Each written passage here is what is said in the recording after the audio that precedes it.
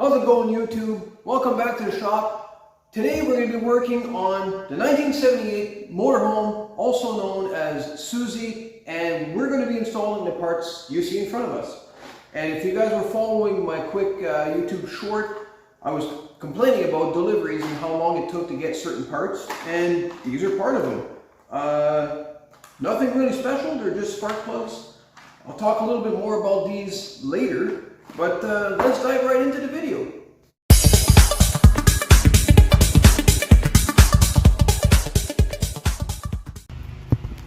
Alright, so I think for starters, I think we're going to do, a good old-fashioned changing of the oil. But that's my fancy terminology for oil change. But let's just take a look at what we got in here. Because I've been actually driving this thing around now for quite a while. I picked this up last year in July, so it's almost a year now. And I haven't changed the oil. I've been checking it. It hasn't really gone down very much. But once we get underneath there, I will show you what's going on, because there's definitely something leaking. Alright, so looking around underneath here, not apparent at first that something's leaking. I mean, we do have something going on, and I can't really tell what it is at this point. But I'm going to have to be taking away, or removing, sorry, the doghouse later. But looking here, these nuts have a little bit of oil dripping off of them, and then coming further back onto the oil pan, you can definitely tell it's wet, like quite wet. So, hopefully the pan itself isn't leaking, but I've been driving it quite a ways with very good results so far. So let's just go ahead and we'll give her a good oil change, and let's try not to make a mess like I always do. But yeah, alright guys.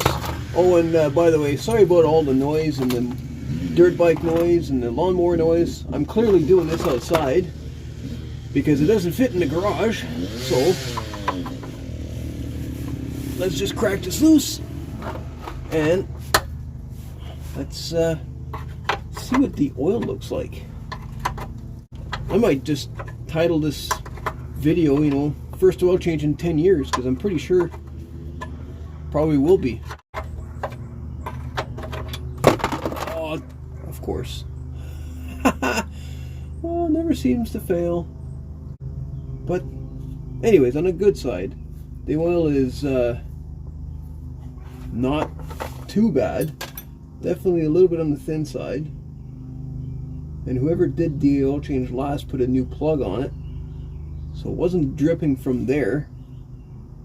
That's good. If I feel it between my fingers, still got some lubricity to it. Okay, so now let's try and remove this oil filter. I'm going to try and remove it while this is still kind of dripping its last few drops, using my 3-jaw oil wrench.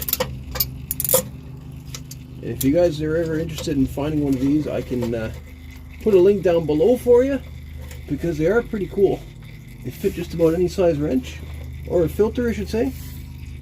And normally I would do the oil changes with the engine warm. The reason I didn't do that this time is because of the proximity to the exhaust, and I didn't want to burn myself. And there's no shrouds or anything around it, so I'm just going to do it cold, and we'll let it drip a little bit longer. That's all. Ooh, it's got a defense oil filter. I've never heard of them before, but hopefully it defended something. There you go. Awesome. Okay, now let's slap the new filter on there. Okay, and in goes the new filter, and that's still dripping a little bit. I happen to be using a Fram filter, not for any particular reason, guys. I'm not sponsored. It just happened to be on sale, and it's got this kind of cool I do have to say, I like this grippy paint they have on the bottom, because my hands are clearly oily, even though I wiped them, and I can still do this. So that's cool.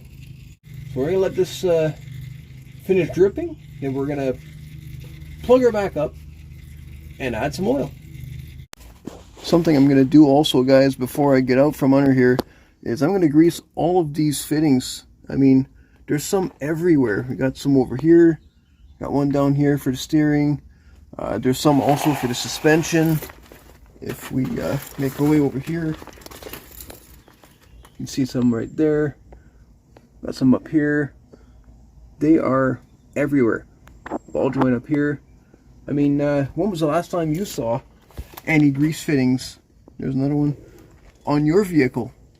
This is pretty cool. So hopefully it'll help it last another 40 years.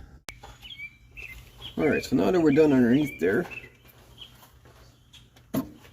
let's pull the oil fill plug, which is convenient because otherwise I'm pretty sure you'd have to remove the dog house in there, because yeah, the fill plug is like way in there. So now I always like to shake the jug, and the reason I do that is because all the additives, if they would have settled to the bottom, they are now suspended in the rest of the oil. And again, guys, I'm just using what was on sale, and I am using a non-synthetic because this is an older engine, and there's a lot of conspiracy and a lot of theories about using synthetic oils in old engines and seals and gaskets and all that stuff. I'm not really sure if it would do anything, but at the same time, I don't want to really know. And let's do a check here and make sure we're not going to overfill it.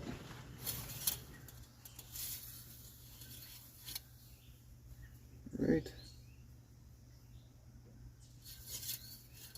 Back out she goes.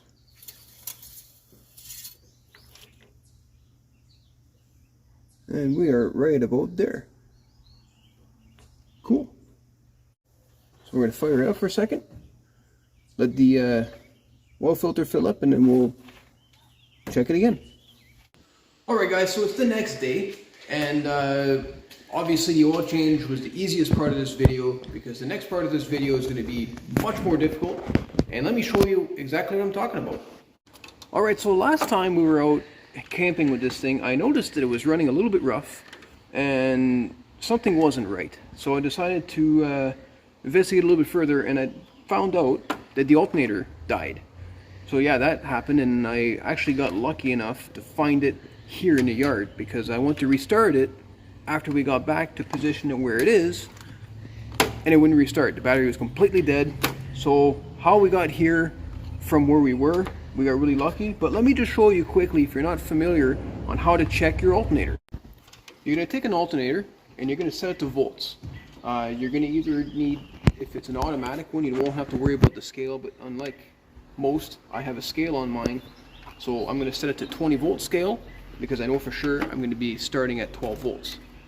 Then you're simply just going to probe the positive and negative terminals, and then you're going to read what the scale is. So if you see it on the screen right over here, we've got 12.77 volts, so 12.7 volts basically, which is a good battery. So now we're going to redo the same thing after the engine's running. Okay, so we're at high idle, because I just fired it up, and we're going to do the same thing. And we have no difference on the multimeter. All we have actually is dropped a little bit because it's using up some battery power. And that's how you determine whether or not your alternator is good. Alright, so we're going to start by disconnecting the negative terminal on the battery. That's always a good idea, because that way there, being that it's electrical, you're not going to cause any damage, or you're not going to arc yourself against anything, because the alternator is usually hot, meaning that there's power going to it.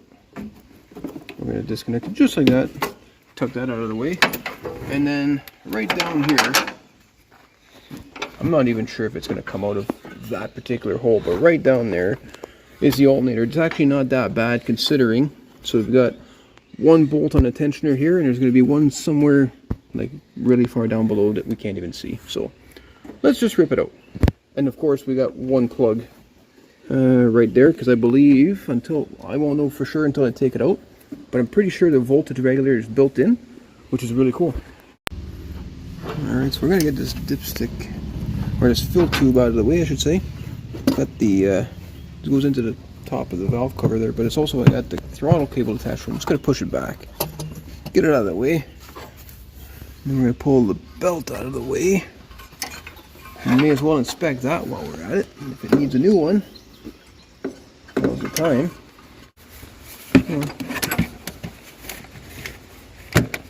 You know why they call them trouble lights, right? Because they always give you trouble trying to set them up. I wonder, is this going to want to come out from where it is and which way?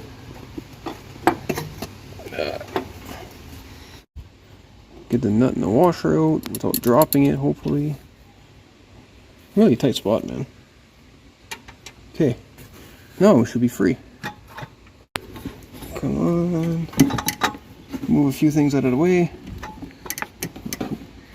And of course the pulley's gonna get caught on everything. I got a feeling I gotta drop this. It's actually quite heavy. Oh, called it. Okay. I don't know if it's gonna make it out. I'm gonna have to cut this tie wrap. That's what I'm gonna have to do. Come on out. Come on out, little guy. Ow, that's my finger. Ah, it's a girl. Look at that. And yes, it does in fact have the voltage regulator built in. Looks very original if you ask me. So this thing's probably about 44 years old. So we're going to send this in. We're going to get it tested and get an estimate on what it is for a rebuild versus a new one. But this is an original Delco Ramey, which would have been something that GM would have used back in the day. There's something I wanted to mention that can save you a lot of work, and well, sort of. So the plug on the top of that alternator, which is only 2 wires, one of which will be constant power as soon as you put the key on. So I reconnected my battery just to show you guys. So I'm going to probe one wire. I'm going to probe the positive wire here, I'm going to call it. Oop. And you're going to see that I have battery voltage. If I can get it to stay. You can see that I have battery voltage on that wire. Now if I didn't, even with a new alternator, it would not charge, because you need battery voltage to excite the windings inside the alternator. That's going to be a history lesson, or sorry, a teachable lesson for another time. But basically the alternator needs a little bit of power to be able to create more power. So if you don't have any power going in with the key on, determine what that cause is before you go out and spend some money on your alternator and get your hands this dirty. Alright, so as I mentioned earlier, I was going to be changing the spark plug. That's what we're going to do next. And I want to talk a little bit more about the spark plugs and why I chose these. As you can imagine, being a 1978 motorhome, there isn't a lot of information as to what plug runs best, what's going to give you the best starting versus best fuel economy, all that kind of stuff. So I did a lot of digging, read a lot of forums, and from what I can understand, the best plug to run in this thing is a NGK G-Power, which is a platinum plug. So this one happens to be YR5GP. So that's what we're gonna try them. I mean, at the very least, they got to be a little bit better than the plugs that are in there, right? All right, so in order to gain access to all the plugs, clearly, as you saw when we were pulling the alternator, not a lot of room. Fortunately, we could remove the doghouse, which is what this is right here. So this one here, we need to remove the couple of bolts down here. So I'm gonna get some wrenches for that.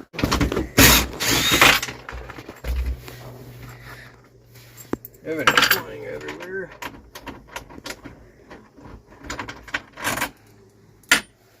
Now this should just come right out. Oh, if I remember correctly, possible. Aha, there's one more tucked right up in there.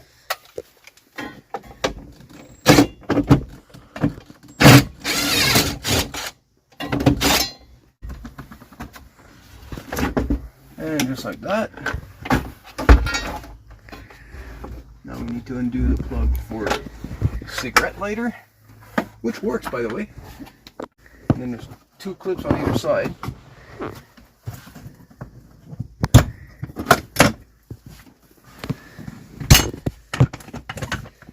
And this thing should slide the seat over. Yeah, that's the cool part about this thing. The seats rotate around, so if you want to be sitting in the front, looking back, playing cards, doing something, you can do that. So, this right up. And over she comes.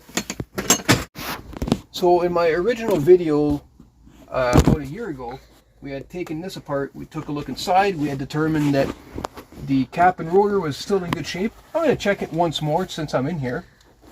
But what I'm really after are all the spark plugs. So let's do that. Alright, so I got a pro tip for you guys before I get started.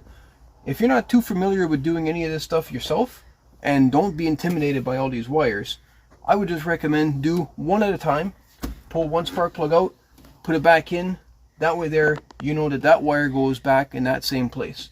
If you do them all at once, you pull all the wires, unless you're an expert and you know exactly what the firing order is of this engine, you might be at this for a long, long time.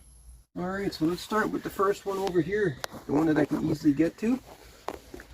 I'm only going to show you this one, and then we'll fast forward to the highlight of what they all look like. But you're just going to remove the cap like this.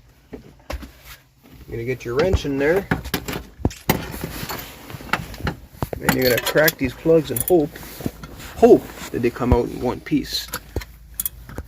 Wow. That was almost too easy. Now, I did run the engine first, being that it's a cast iron block. If it was the opposite, if it was an aluminum block, I would say you're supposed to do it cold. Or, yeah, I might have that upside down. Anyways, check the owner's manual. How's that?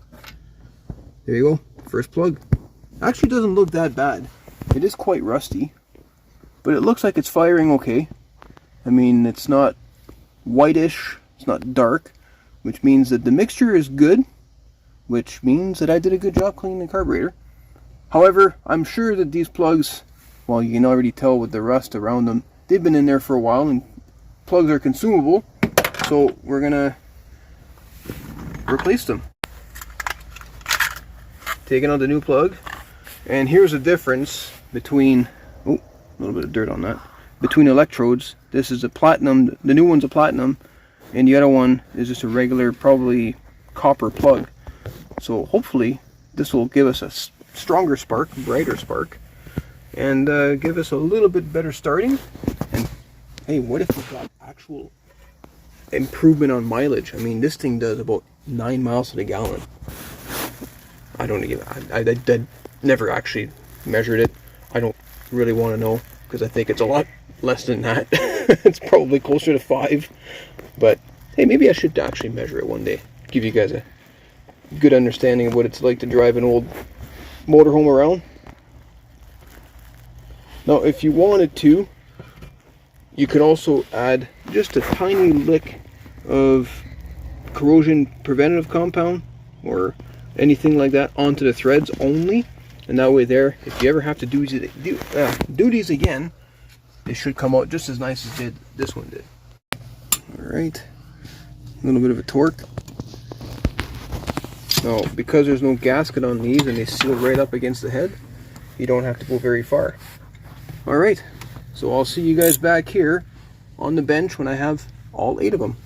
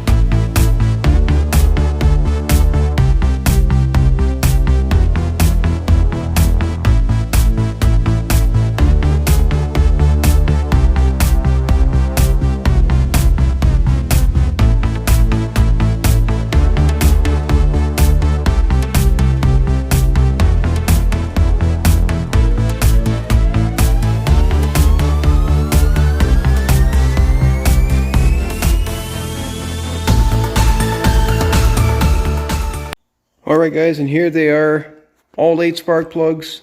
So over here we've got the passenger side and we've got the driver's side, front to back. They actually all look pretty decent. I mean, I'm not too concerned with any of these. They all look like they're burning really well. I mean, they are rusty on the outside, but that tends to be normal. The only one of concern is the last one right over here, because when I pulled it out, it was actually a little bit wet around the electrode. And this thing did have a bit of a stutter, but again, the alternator's not really charging, so is it getting full spark? Alright guys, that's going to do it for today's episode. Really appreciate you guys watching it to the end like this. It means a lot to me, and I am also very thankful for all of those nice comments I see about various projects I've got on the go. And if there is something in particular you'd like to see, I'm going to do my best to do that if you add it to the comment section. So again guys, I'll see you all in the next video. Thanks for watching. Bye.